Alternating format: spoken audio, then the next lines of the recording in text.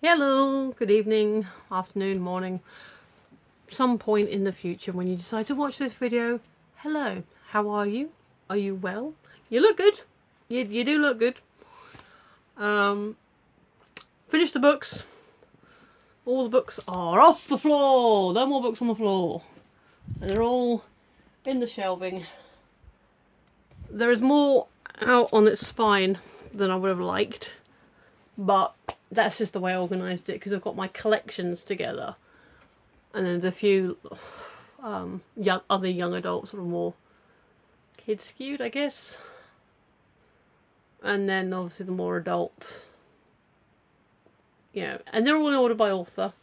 So there's that, and I've got a few other reference books that I've been able to sort out and put actually on the shelf. So I've actually got some gaps where some collections are going to go. There's an author I've been quite intrigued by. I've read a few of his books now, and I'm finishing one trilogy. I'm buying another trilogy, which is an earlier one, and I've just found out that a quadrilogy he wrote previously, the one I actually have read, is going to get new books over the next 4 years.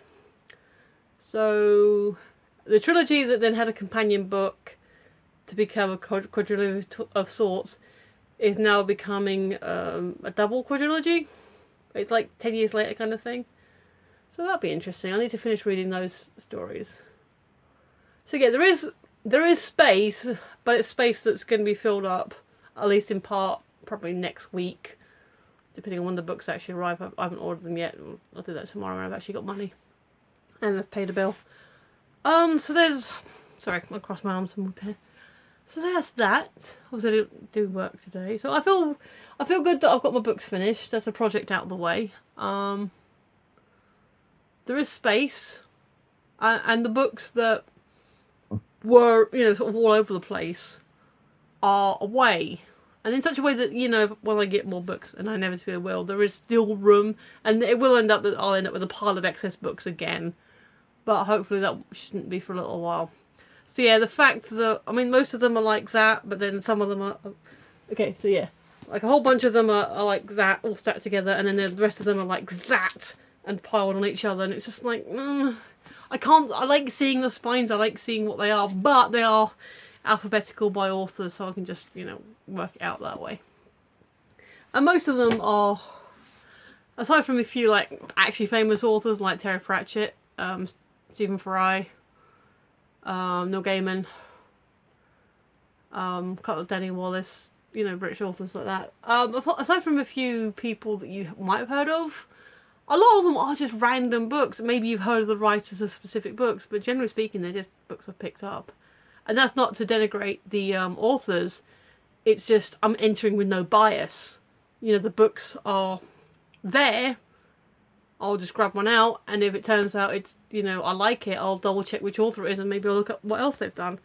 But otherwise, it's all just in order, by author, without any bias to it, by author and then by publishing date. So that's that. So that's my day. And this is a book with questions in it. Speaking of books. Segue backwards. But there we go. We have questions. So, let's answer. What's the funniest gift you've ever received? Funniest gift. Depends how you define funny. Funny, strange. Last year, Christmas, Mum got me a Monet calendar, which is fine. Calendars are perfectly nice. I'm not really a fan of Monet. I don't mind art per se. I have lots of different artists that I do like, but I like Art Deco. She still got me an Erte calendar, which I've got up here. There it is. That's an old one. It's a couple of years ago. In fact, I need to flip it again. I just have it up there because I like the pictures. So I guess that's funny, strange. My sister made me that scrapbook for my birthday. I think I've told you about that already. That was definitely more cool than funny, but there's funny things in it. As I said, I'm not showing you that, that's private, but it's a very cool gift, but because it's us, there's funniness to it. good question. But plushies, jumpers, socks. Oh, actually I do have an answer. Yes! Yes, okay, give me a second.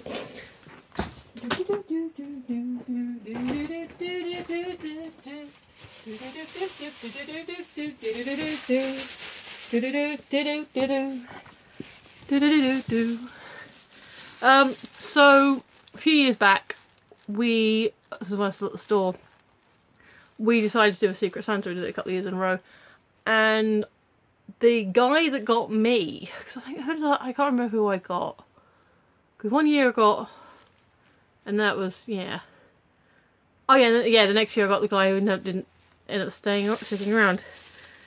But I got a gift that is very kind of niche, and when people saw it, and I kind of had a sort of an odd moment of like, oh, okay, I was like double checking, you know, you do the thing where you double check the bag. I was like, okay, that's and then I got it, and apparently because I was chatting to the guy, the gift giver, and he was like, his missus.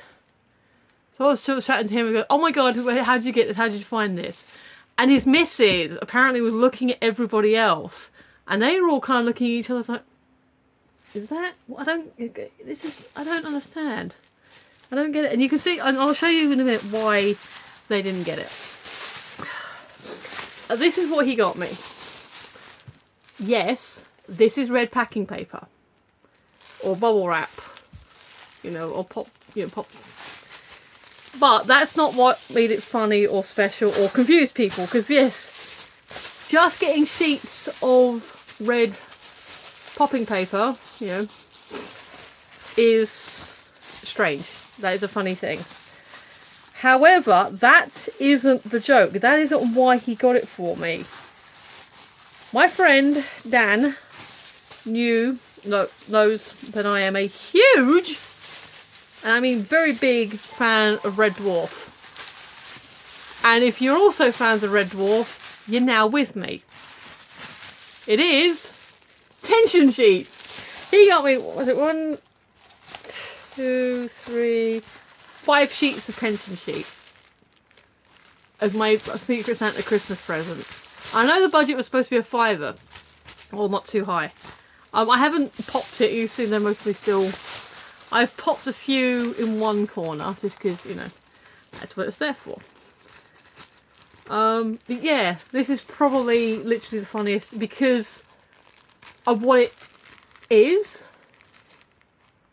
There you go, a couple of pops there.